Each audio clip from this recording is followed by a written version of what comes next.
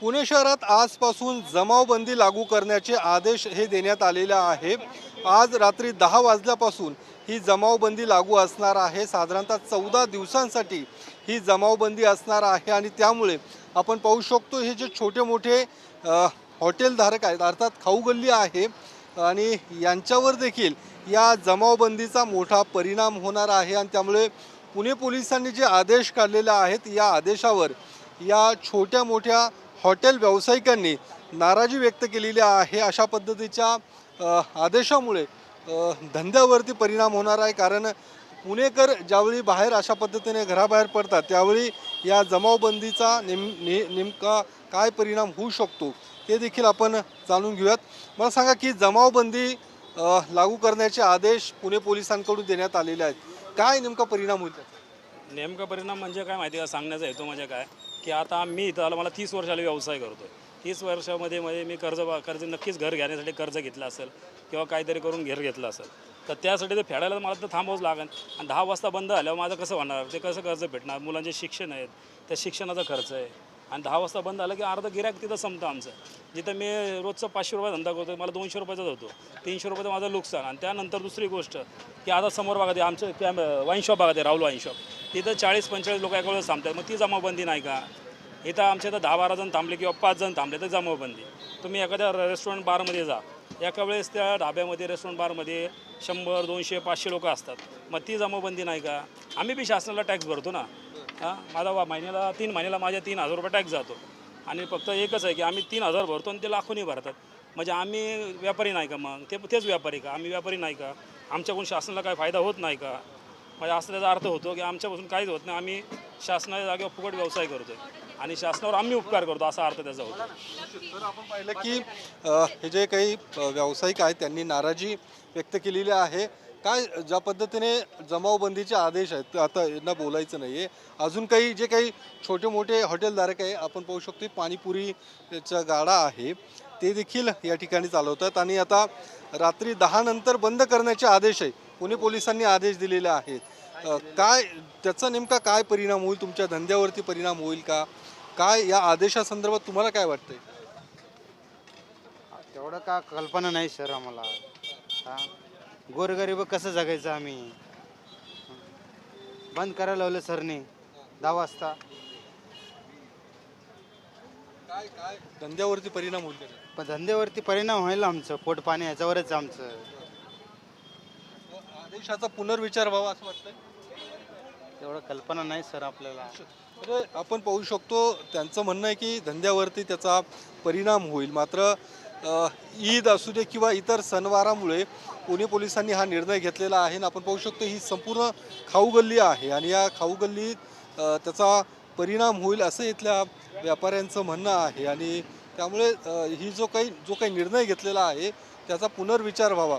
काही अजून छोटे मोठे मला सांग, 10 वाजता बंद करायचे आदेश पुणे पोलिसांचे आहेत, जमावबंदीचे आदेश आहेत, काय त्याचा काय परिणाम होईल व्यवसायावरती आणि जो आदेश काढला आहे तो योग्य आहे? ओ सर काय नहीं है, 10 बजे बंद करते हैं, वो ऐसा कुछ नहीं है, 10 बजे बंद कर देते इधर अभी। हाँ, किस लिए कि पुलिस का वो है कार्रवाई है, इसलिए 10 बजे बंद कर देते, 10 बजे से पहले ही बंद कर देते हैं। हाँ, लेकिन इससे कुछ परिणाम होगा क्या, धंधे पे परिणाम होगा और लगता है? होंगे ना, ऐसा कुछ नहीं हो रहा है ना। हाँ,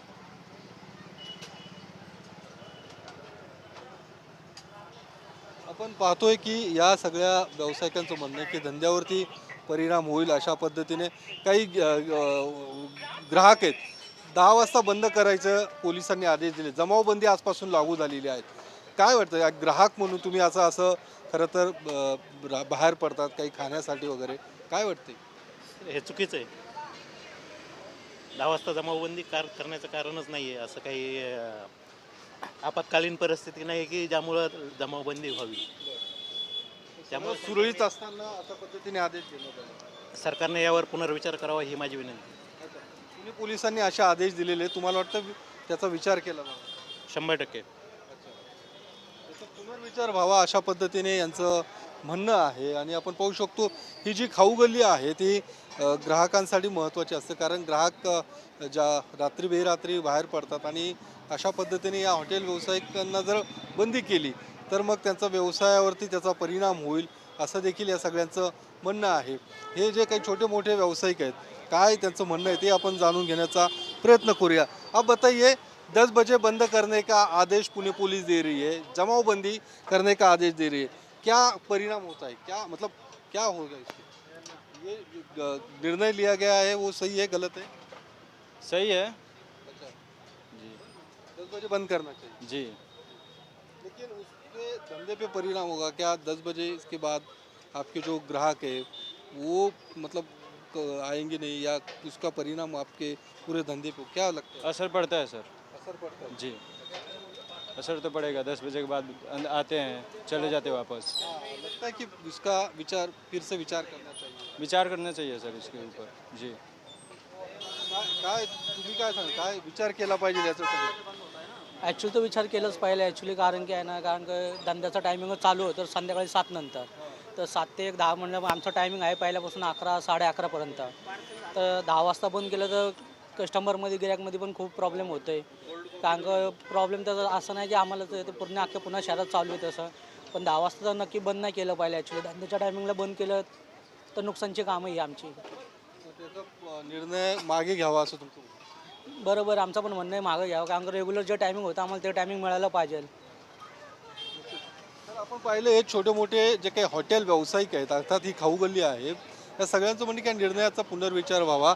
अशा पद्धतीने निर्णय घेण्याची गरज नाही आहे, कारण शहरात तशी कुठलीही आपत्कालीन परिस्थिती नाही आहे आणि कुठेतरी आमच्या व्यवसायाची ती वेळ आहे आणि त्याचवेळी आमचे हॉटेल्स बंद करायला आदेश दिले जातात. त्यामुळे पुणे पोलीस याबाबत पुनर्विचार करणार का हे देखील बघणं महत्त्वाचं आहे. कॅमेरामन रोशनसह योगेश बोरसे, TV9 मराठी, पुणे.